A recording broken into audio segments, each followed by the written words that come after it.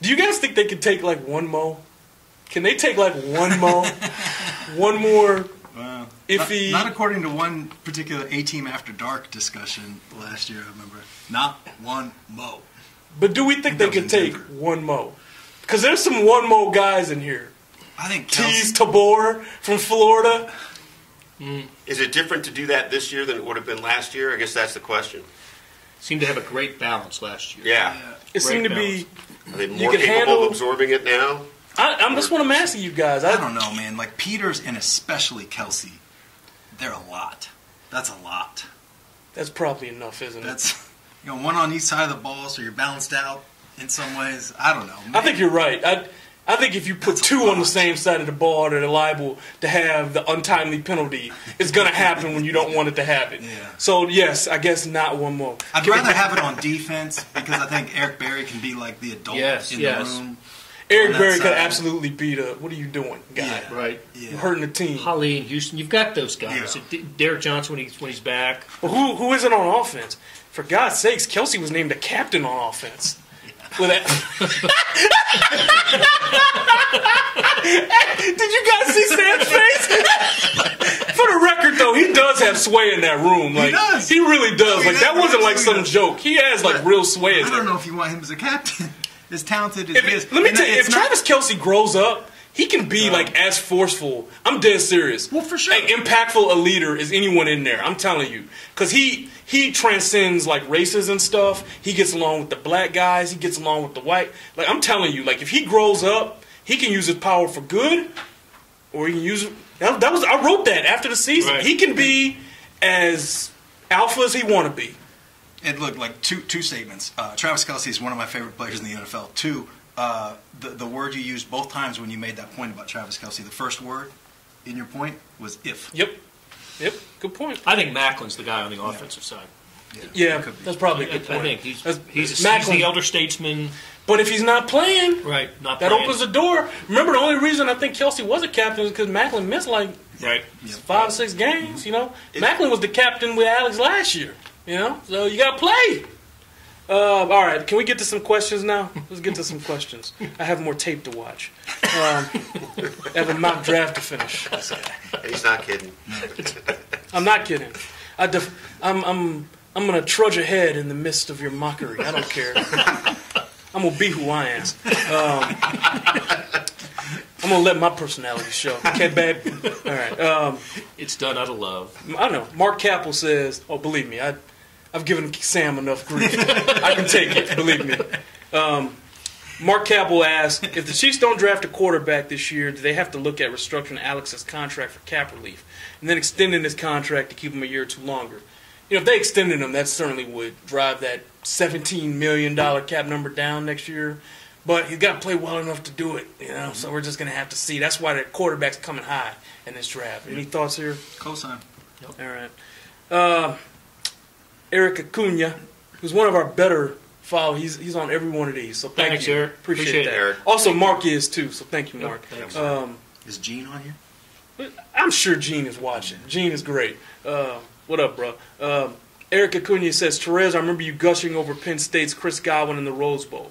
Where do you have him in the draft? Now, had I done my 15-man rankings of receivers, he would have been in there. But I only did 5 because I like having a life. But you still watch the tape. You just didn't write it up. You're right.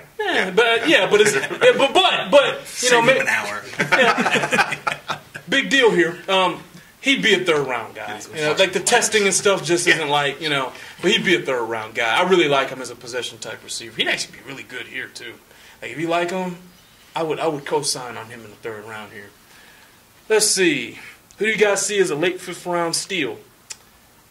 I'm throwing it to the room. A late fifth round That's a Terez question. I'm going to throw it to the room. The room throws it right back at you. Yeah, okay. All of a sudden, that tape watch is coming in handy, huh? Yeah.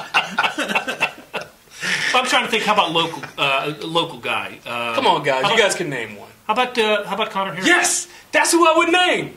I love Connor Harris. He was all juice. Yeah, of course, Blair. Yes. Dude, Connor Harris is a football player. He's been doing a Jim Thorpe impression for the last 8 years. dating back to his days in high school. Yep. Like, he's going to find a way to help a team somehow, whether it's a fullback, inside linebacker, special teams. Some guys are just football players. This guy was punting. He was kicking. He was a fullback. He was a linebacker. Threw the ball in high school. Quarterback. He did everything. I think he's the all-time tackle leader in college football history. Not just D2 where he played at Lindenwood, but all divisions. Good question, Connor. Thank you. Paul DeSantis, another one of our loyal watchers. I don't feel like they've talked to any corners. Dorsey's comments make me think they will wait on one. Au contraire. Au contraire. I had the good fortune to be in Indianapolis in February for the Combine, and they had formal interviews with multiple corners.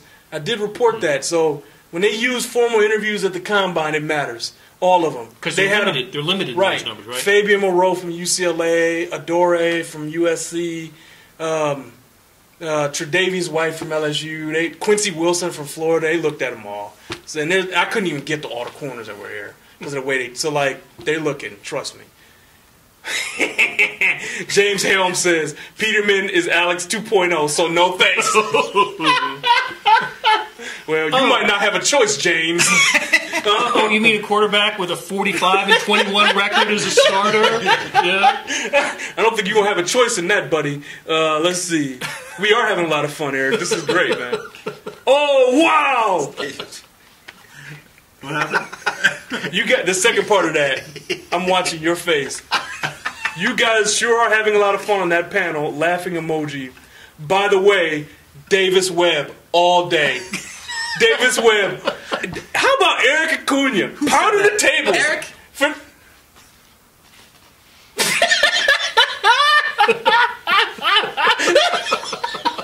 all I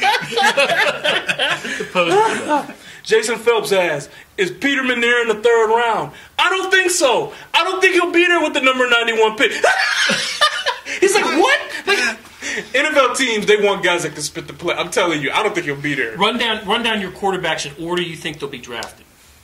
Thank you. Yes, Let's do it. I did do 12 quarterbacks. I did do that. All right. Yeah. All right, so let's just 5 or 6. Trubisky be the first one. Yep. He'll be first. I got Watson going second. Those came out like 3 weeks ago, so I had Kaiser third. I actually think it'll be Mahomes in front of the Kaiser now. Then Kaiser, then Webb. That's 5. And then Peterman. That's 6. Kaya after that. Yes. And then I had Chad Kelly and then Dobbs. I think Dobbs is going to go ahead of Kelly now. I think Dobbs is going to be a 4th round guy. So that's about okay. That. Thank you. Let's see. Somebody wouldn't mind seeing Foster or Cook at 27. I think a lot of Chiefs fans would agree with that. Let's see. Alvin Kamara, who I covered extensively last week. I'm not going to do that. Did you watch? I listened to it. That was the highlight. It was the highlight. That was amazing. What was so amazing about it? Like, what? I just wanted to know what was on your computer screen when you were talking about Alvin Kamara because I don't think it was football. I think it's his backstory. You love his backstory, too. I do. And he tested out well, like in explosion drills. The 40 was surprising. It was only like a 4.56, but you turn on the tape, it's like this guy's like Jamal Charles and people. Like, and he catches the ball out of the backfield. And he wasn't playing. Right. He wasn't playing first half. I mean, at least not as a starter. He was the number 2 back behind Jalen Hurd. So I think, like, as a complimentary piece to what you got, boy, he'd fit in seamlessly with Spencer Ware and Charkandrick. I think he'd be a good pick. Somebody likes Tre'Davious White. He don't tackle, but okay. You still want Gary and Conley, Alex Cousins? I don't think that's going to happen. Team's got to do the research on the little investigation he's got going on. Incident. He's a good player. If he was there and didn't have it. Yeah. Let's see. He's got a little baggage. Yeah, just a little bit. What does it take to take? Brent Bastian responding to the Dobbs dislike here. Did you see Dobbs versus Georgia or Mizzou? He looked good in both those games. Those are the games I saw. I liked them, but I think that's been superseded by the information that's been dispensed in this room. Let's not stay by that, Vahe. No, I mean I like what I saw, but he's going to be a chief. You know he's going to be a chief now. Make sure he see this. He'll be your buddy. Let's see. You know he's going to be it's going to be him or Webb. You just know it. You just know it's going to be him or Webb. And we all gonna be up here like, yep. With Kaiser. Well, all right. So, Terez, for your like when you do your review of this or whatever it is we do afterwards, if it's one of those guys instead of somebody a little more glossy, and you get Reuben Foster as your 27, are you happy with? Does that start you off in the right tone with this? Well, I'm saying I think you're going to end up with Webb in the first round if you get him. I think he's going to be gone by the second. So I'd be fine with it. You think there'll be a run? Will there be a run on quarterbacks? Probably. There was last year, There's right? just not enough quarterbacks in this league. Like, and them teams in the first 10 are picking it there for a reason. It seems like that happens. Like, the Jets ain't looking for a quarterback. Like, really? Yeah. Like, really? They got Petty and Hackenberg and Josh McCown, and you talking about not taking a quarterback? They should take Trubisky. They should. Like, he'd be worth the risk. And that's their then they should take a quarterback in the second round. They should take one in the third round. Just be done with it. Like, just the Redskins did a few years back. It's just it worked out for a guy. Kirk Cousins and is the next good. guy was good. Yeah. So, John Bourne asked, "Can Peterman be a starter and not just a stopgap? Can he be a top 10 quarterback?"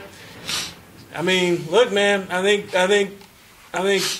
he can be a top half of the league quarterback in the right situation. Top 5 kind of guy. The physical talent probably isn't there, but you never know in this league. I mean, you're just kind of projecting. He's a high floor, kind of low ceiling guy. He can kind of get you through for a while. And I do think he's a guy you can make the playoffs with. And I know it's not pertinent to right now, and we're on draft day eve, but Sam Darnold and Lamar Jackson, I think, would rate higher next year than Mitchell Trubisky. Darnold definitely will. Yeah, certainly Darnold. Who likes Jackson? You like Jackson? I want to see more. Yeah, I want to see. He had unbelievable first 9-10 games this year, and then incredible. Yep, fell apart. Won the Heisman. This is a Sam question. Luke McIntosh asked, "Could you four combine powers to figure out where John Dorsey gets his famous gray crew sweater?" I'm on the beat. Yeah. Don't you know that? Don't. Well, no, not where to get it. I assume that they sell it on the team store. Who asked this question? Because somebody's been emailing me. Luke McIntosh? I think it is Luke. He's been emailing me. Luke, I don't know, man. Next time I see him, I'll ask. I do know that he has 8 of them. That was my... And he wears them each day of the week, and then he has like a backup for wash day or whatever. This just takes me... I still wish on that Seinfeld episode we'd ever been able to figure out whether the woman had 8 of those dresses or she just kept wearing the same one. At least with Dorsey we know. Yeah. Do you think he has the day on the tag? On the Monday, Tuesday. Like he kind of go through that sort of effort. And he also has like this kind of a fake sweatshirt that he wears in St. Joe.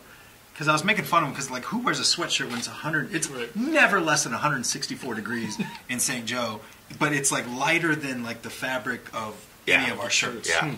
So he's kind of cheating. I'm on to you, John. All right, last question from Paul. We focus so much on the QBs, but which running backs do you think are the best fit? And would love Sid Jones in the third. I agree on the latter part. Which running backs you like? Well, Fournette obviously is the best. I think he's the obvious best in the draft. Cook would be second. I don't know where I have McCaffrey. I think he's more of a return guy, third down back. Who's our friend at Pitt? The Hammer Connor? Yeah. James Conner, cancer survivor, great story. All Juice member? All Juice team, absolutely all Juice. Deservedly so. I like him. I do like him. If they wind up with him a little bit later, I'd be happy with that. No way McCaffrey's still around for the Chiefs, right? I don't think so. Alvin Kamara, I like him too. Right. Oh, you do? McCaffrey would be a great fit. McCaffrey would be really good here. And he'd line up as a slot. He'd have so much fun with and then you could take Tyreek out away from return duties. Yeah. Marlon Mack from USF. Yeah. Keep an eye on Marlon Mack. I don't think Deontay Foreman would be here. I don't think that's a fit. Yeah, there's guys, man. They're gonna get a running back here, and he's gonna be an explosive kind of guy, I think. Unless they go with the Hammer, and then that'd be pretty fun because him and Eric Berry in the same room. There you go. How about that? 2 guys that beat cancer. Yep. That'd be pretty good. All right, I got to get back into my hole here, and my draft. Can you go get lunch first before you do that? Can you go get lunch first before you go? I don't think eating is the problem. Like I think that gets handled. Okay, babe? I don't think that's the problem. Okay, babe. We're going to wrap this thing up here. Any parting shots from you guys? Thank you so much, everybody that spends your time with us. We very much appreciate it. For Vahe, for Hollywood, / Gladys, / Harold Harold Melvin invited, / Harold Melvin, / Diana Ross, Beyonce for the venerable Blair Kerkhoff. Oh, he gets venerable. And You're the spinoff. I'm Terez Paylor. Signing off for the rest of the Pips. We're out of here. Thanks for watching. Thanks. Peace.